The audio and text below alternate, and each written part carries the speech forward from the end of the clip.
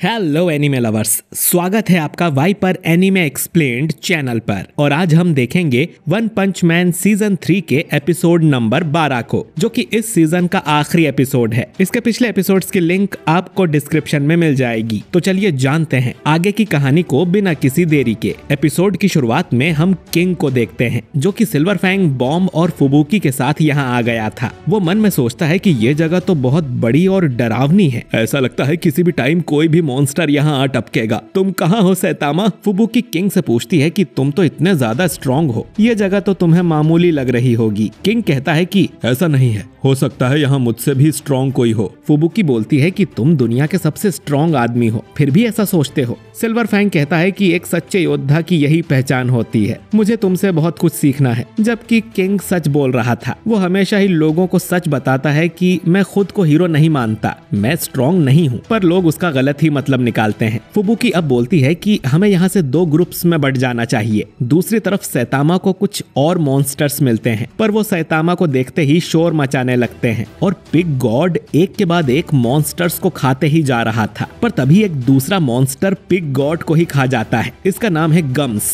और इसका threat level है ड्रैगन। पर तभी इसके पेट में हलचल होने लगती है और पिग गॉड इसके मुंह से बाहर आ जाता है और गम्स से लड़ने लगता है। इधर इंसेक्ट गॉड डार्क शाइन पर मुक्कों की बारिश कर रहा था, लेकिन डार्क शाइन बस एक जगह खड़ा था। डार्क शाइन कहता है कि इंसेक्ट गॉड, जब हम पहली बार मिले थे तब तुमने कहा था कि तुम एक बहुत ताकतवर मॉन्स्टर हो जिसमें सभी इंसेक्ट्स की पावर है। मैं भी ऐसे ही दुश्मन की तलाश में था। इंसेक्ट्स की बॉडी बहुत ही ज्यादा मजबूत होती है, क्योंकि पूरी बॉडी सिर्फ मसल से बनी होती है, जिससे वो कभी नहीं थकते। मुझे भी ऐसी ही परफेक्ट बॉडी चाहिए थी, लेकिन तुमसे मिलके मुझे लगा कि तुम इतने भी खतरनाक नहीं हो और मैं काफी निराश हो गया, क्योंकि मेरी बॉडी तुमसे कहीं ज्यादा पावरफुल है। और 3 हीरोज को तुम्हें कभी गुस्सा नहीं दिलाना चाहिए। दुनिया का सबसे ताकतवर इंसान किंग, उसे गुस्सा दिलाया तो वो बुराई का नामो निशान मिटा देता है। टॉर्नेडो, जो कि तुम्हारे टुकड़े टुकड़े कर सकती है। और तीसरा हूँ मैं, मुझे गुस्सा दिलाया तो मेरे मसल अपने आप ही काम करने लगते हैं। इंसेक्ट गॉड बोलता है कि तुम देखना चाहोगे कि मुझे गुस्सा दिलाने पर क्या होता है। हीरो हंटर गारो, जिसने तुम सभी हीरोज की पुंगी बजा रखी थी,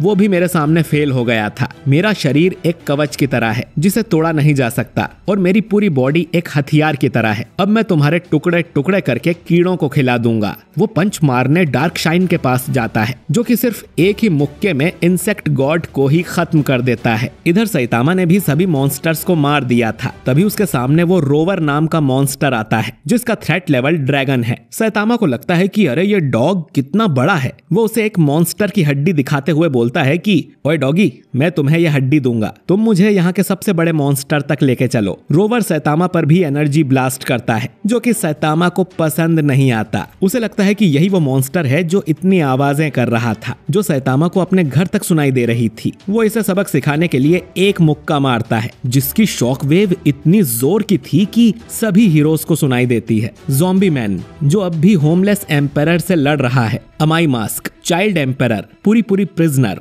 फ्लैशी फ्लैश, तात्सुमाकी, किंग और उसका बाकी group, pig God, dark shine और बाकी मॉन्स्टर्स भी ये आवाज सुनते हैं। बल्कि ये शॉक वेव ऊपर के हीरोज को भी सुनाई देती है। जेनोस, जो कि अपने घर में बर्तन मांज रहा था, उसे भी भूकंप जैसा लगता है। वो समझ जाता है कि इतना बड़ा धमाका तो जरूर सैतामा ने ही किया होगा, और शायद वो ऑलरेडी मॉन्स्टर्स के अड्डे में घुस चुका है। इधर न्यान चुपके से सैतामा को देख रहा था। उसे यकीन नहीं होता कि सैतामा ने रोवर को एक मुक्के में ही हरा दिया। वो अब चुपके से सैतामा पर हमला करने की सोचता है और उसके सिर पे अपने पंजे मार देता है, पर उससे सैतामा को खरोच तक नहीं आती। और वो बोलता है कि पहले एक डॉग था, अब बिल्ली भी आ गई। न्यान समझ जाता है कि ये आदमी तो बहुत ज्यादा पावरफुल है, मुझे अपनी जान प्यारी है, तो तुरंत यहाँ से भाग लेना चाहिए। और वो यहाँ से निकल लेता है और सैतामा कंफ्यूज हो जाता है। इधर ग्योरो सोचता है कि वो धमाका काफी बड़ा था, लगता है रोवर को किसी हीरो ने हरा दिया है। तभी तात्सुमाकी यहाँ आ जाती है और पूछती है कि क्या तुम यहाँ के बॉस हो? ग्योरो बोलता है कि तुम्हारा मेरे अड्डे पर स्वागत है हीरो।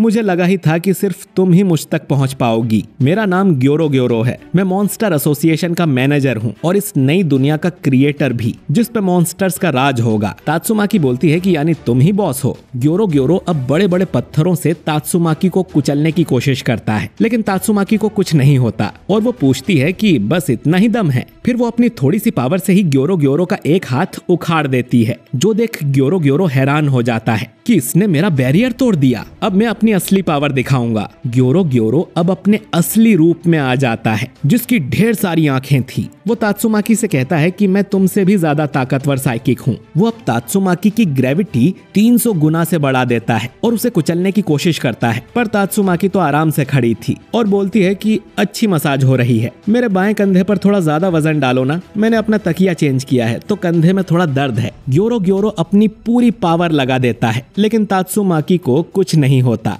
वो अब उसे घुमाकर उसकी चटनी बना देती है। ग्योरो ग्योरो बोलता है कि मैंने जितना सोचा था ये उससे ज्यादा पावरफुल निकली, ये अपनी छोटी बहन से तो कहीं ज्यादा ऊपर है। वो तात्सुमाकी से कहता है कि मैं समझ गया तुम ज्यादा पावरफुल हो, पर मुझे इतनी बुरी मौत देने की जरूरत तो नहीं है। तात्सुमाकी कहती है कि तुम तो बस मांस का टुकड़ा हो जिसे कोई दर्द फील नहीं होता, मैं अब तुम्हारा असली रूप बाहर निकालूंगी। ग्योरो ग्योरो सोचता है कि इससे तो मेरी असलियत पता चल गई, अब मेरे पास सिर्फ एक ही रास्ता बचा है, और वो जोर जोर से ओरोची का नाम चिल्लाने लगता है कि लॉर्ड ओरोची प्लीज मुझे बचाओ, इस लड़की को हरा दो ओरोची। तात्सुमाकी बोलती है कि ओरोची का नाम सुना तो था। ग्योरो ग्योरो कहता है कि मैं यहाँ का मैनेजर हूँ, लेकिन बॉस तो मॉन्स्टर किंग ओरोची ही हैं।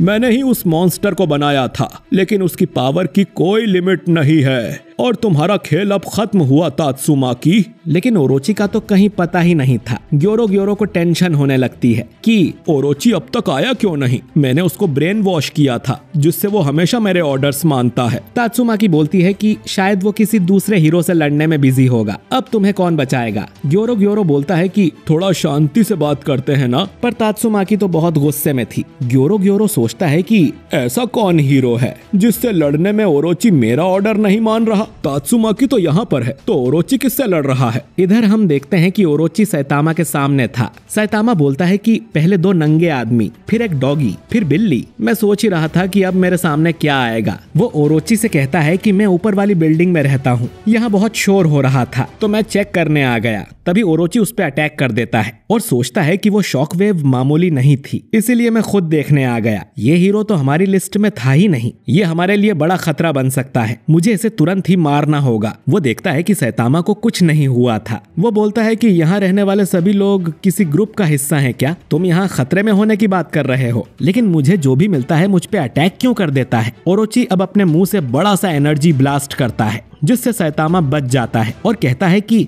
अब तुम भी मुझ पे अटैक करोगे। तभी हम देखते हैं कि वो डॉग रोवर अब भी जिंदा था। ओरोची उससे कहता है कि इस टकले को मार दो, पर रोवर जैसे ही सैतामा की शक्ल देखता है डर के मारे यहाँ से भाग जाता है। ओरोची पूछता है कि तुमने रोवर के साथ ऐसा क्या किया। सैतामा कहता है कि बस एक मुक्का मारा था, पर तुमने मेरी कैप जला दी, तुम एक बड़े मॉन्स्टर हो तो मैं तुम पर बिल्कुल भी दया नहीं करूंगा, मैं एक नॉर्मल पंच मारूंगा। ओरोची सोचता है कि मतलब इसने रोवर को मामूली पंच मारा था, मैं समझ गया, यही वो हीरो है जिसकी पावर मैंने महसूस की थी। गोकेत्सु और सेंटिपिड को इसी ने मारा था, यही वो दानव है जो घोस्ट टाउन में रहता है, जिससे सब मॉन्स्टर्स और हीरोज डरते हैं। ये जानकर ओरोची बहुत खुश हो जाता है कि ये आदमी मेरे पुनर्जन्म के लिए परफेक्ट है। मैं एक अल्टीमेट मॉन्स्टर हूँ और तुम एक अल्टीमेट इंसान हो, किस्मत तुम्हें मेरे पास लेके आई है, अब मैं तुम्हारी बलि दूंगा। सैतामा उसे बीच में रोकते हुए बोलता है कि अरे मुझे तुम्हारा इंट्रोडक्शन नहीं सुनना, मैं मॉन्स्टर्स की बकबक सुनते हुए पक गया हूँ। कोई खुद को राजा बताता है तो कोई गॉड,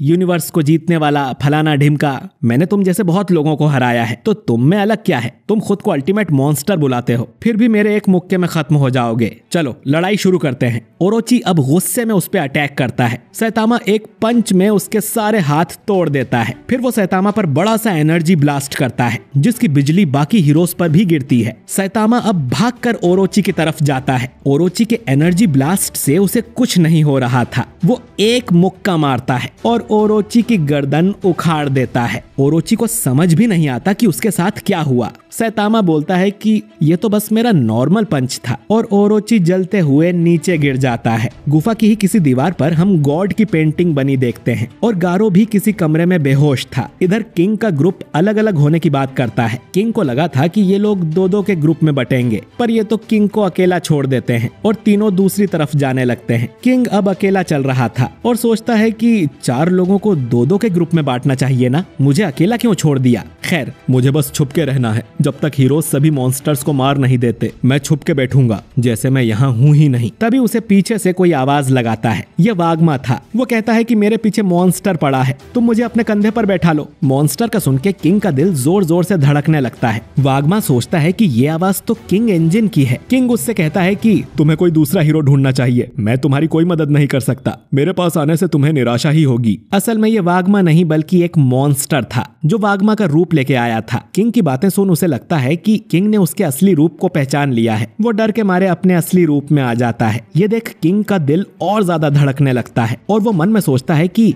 सैतामा तुम कहाँ हो। इधर सैतामा ने ओरोची को भी एक ही पंच में हरा दिया था और वो यहाँ से जाने लगता है और ये एपिसोड यहीं पर एंड हो जाता है। तो दोस्तों, वन पंच मैन का सीजन 3 यहीं पर एंड होता है। इसका अगला सीजन आएगा भी या नहीं किसी को नहीं पता, क्योंकि इसके सीजन 3 को लोगों ने बहुत गालियां दी हैं। अगर स्टूडियो चेंज होता है तो लोगों को बहुत खुशी होगी, वरना इतने बेकार एनिमेशन के साथ तो कोई भी इसे देखना नहीं चाहेगा, क्योंकि अगले सीजन में सैतामा और कॉस्मिक गारो की फाइट होगी, जिसके लिए गॉड लेवल एनिमेशन की जरूरत है। खैर, आपको ये सीजन कैसा लगा कमेंट करके जरूर बताइए, और वीडियो अच्छा लगा हो तो इसे लाइक और शेयर कीजिए। और अगर आप हमारे चैनल वाइपर एनीमे एक्सप्लेन्ड पर नए हैं तो हमारे चैनल को सब्सक्राइब करके बेल आइकन जरूर दबाइए। मैं मिलता हूँ आपसे बहुत ही जल्द किसी नए वीडियो के साथ। शुक्रिया।